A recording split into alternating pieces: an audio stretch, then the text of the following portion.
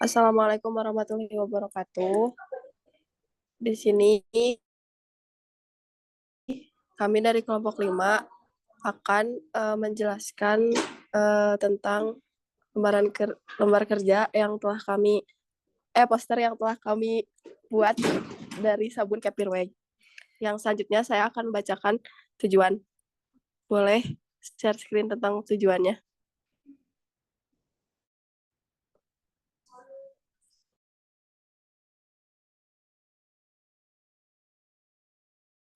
Alat yang digunakan sudah muncul.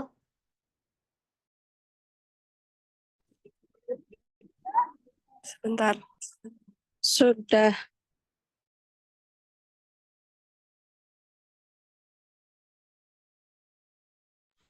Tujuan percobaan kali ini, yang pertama menganalisis pengaruh perbedaan formulasi minyak pada sabun yang dihasilkan, yang kedua menganalisis faktor penyebab perbedaan karakteristik sabun yang dihasilkan, dan yang terakhir menganalisis pengaruh penambahan Kefir Whey terhadap karakteristik sabun yang dihasilkan.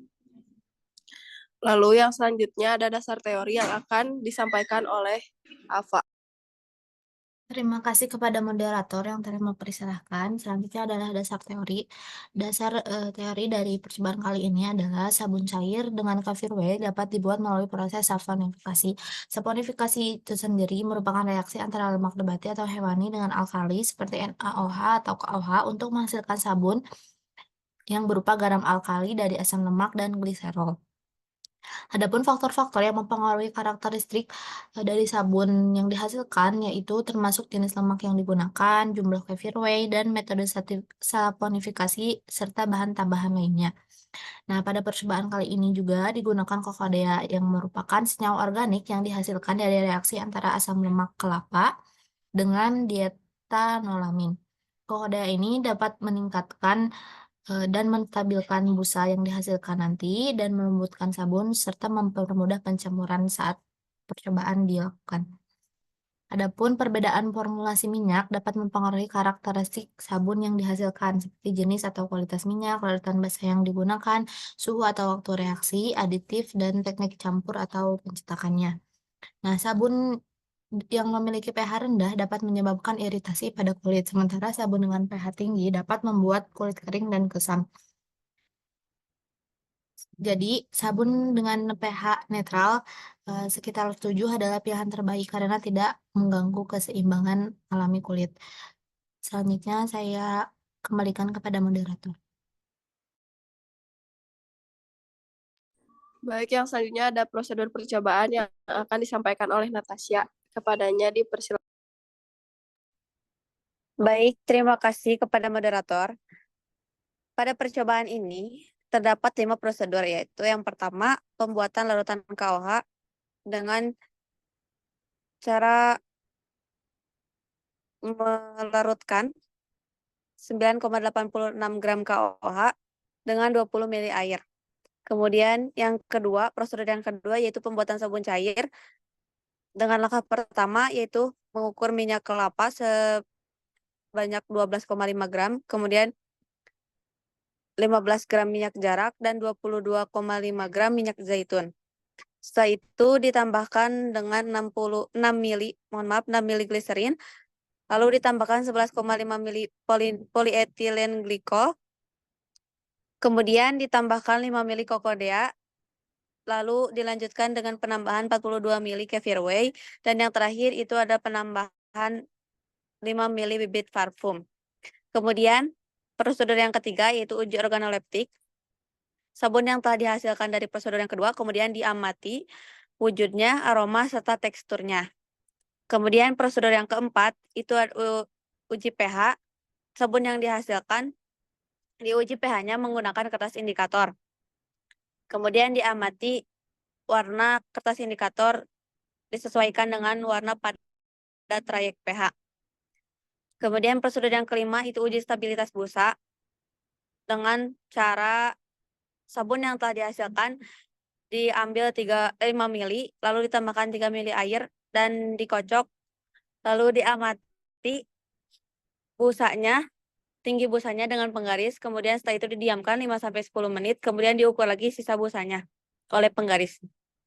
Mungkin cukup sekian, dikembalikan kepada moderator. Baik, yang selanjutnya akan penyampaian alat dan bahan yang akan disampaikan oleh Naswa. Kepadanya Baik, terima kasih kepada moderator. Untuk alat yang digunakan dalam percobaan ini adalah gelas kimia berukuran 50 mili, 100 mili, dan 250 mili, gelas ukur 10 mili, neraca analitik, magnetic stirrer, batang pengaduk, tabung reaksi, batang statif, klem universal, kaca arloji, hot plate, termometer, pipet tetes, trayek pH, rak tabung reaksi, dan corong kaca. Untuk bahannya ada Aquades 50 mili, gliserin 6 mili, polyethylene glycol 11,5 mili, KOH 9,86 mili, Kokodea 5 mili, kefir whey 42 mili, bibit parfum 5 mili, minyak kelapa 12,50 gram, minyak jarak 15 gram, minyak zaitun 22,5 gram, dan kertas indikator.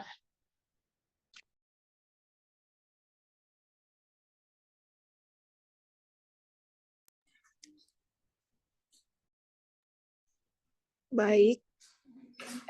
Mohon maaf, apakah sudah Naswa? Sudah, terima kasih moderator. Ya, yang selanjutnya saya berikan kepada Naura Ismatina untuk menyampaikan pembahasan. Kepadanya dipersilahkan. Baik, terima kasih kepada moderator. Untuk selanjutnya yaitu pembahasan dari percobaan yang sudah kami lakukan. Sabun cair yang diperkaya dengan kefir whey ini melibatkan serangkaian proses yang dimulai dengan pembuatan larutan KOH yang diperlukan untuk saponifikasi. Larutan KOH dibuat dengan melarutkan KOH padatan dalam air yang kemudian dicampur dengan minyak, yaitu terdapat 3 minyak, virgin coconut oil, minyak zaitun, dan juga minyak jarak yang dipanaskan pada suhu 75 derajat Celcius untuk memulai proses saponifikasi. Selanjutnya, setelah terbentuknya pasta sabun, langkah berikutnya adalah penambahan berbagai bahan tambahan seperti gliserin, kefir whey, polyethylene glycol, dan kokodea.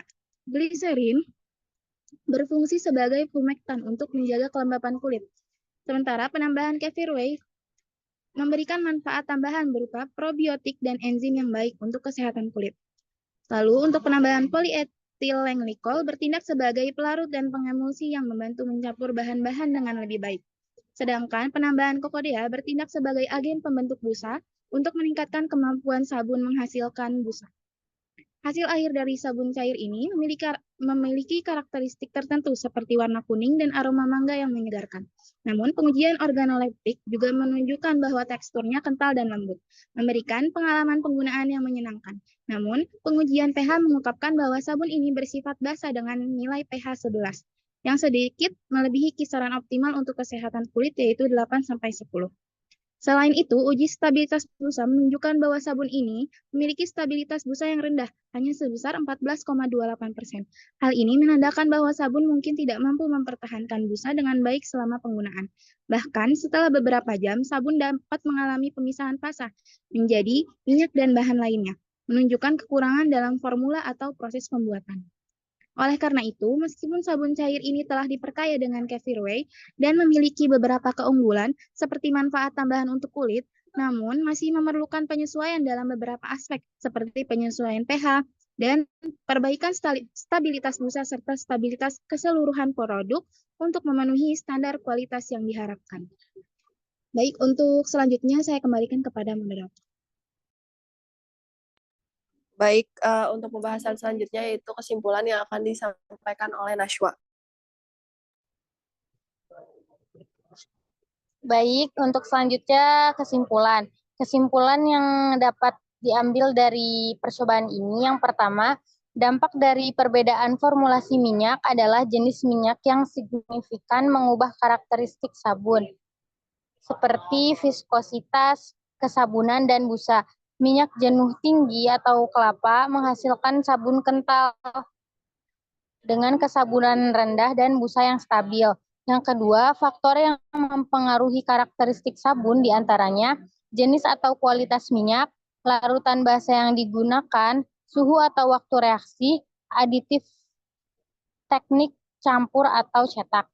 Dan yang ketiga, Kefir Whey memiliki pengaruh pada sabun yang dihasilkan, yaitu meningkatkan kesabunan dan stabilitas busa secara signifikan. Kandungan protein atau asam amino bereaksi dengan NaOH yang menghasilkan sabun lebih banyak dan memberikan efek melembabkan dan antibakteri.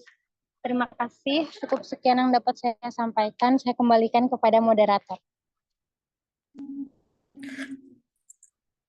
Mungkin cukup sekian yang bisa kelompok kami sampaikan. Terima kasih atas perhatiannya. Wassalamualaikum warahmatullahi wabarakatuh. Waalaikumsalam warahmatullahi wabarakatuh.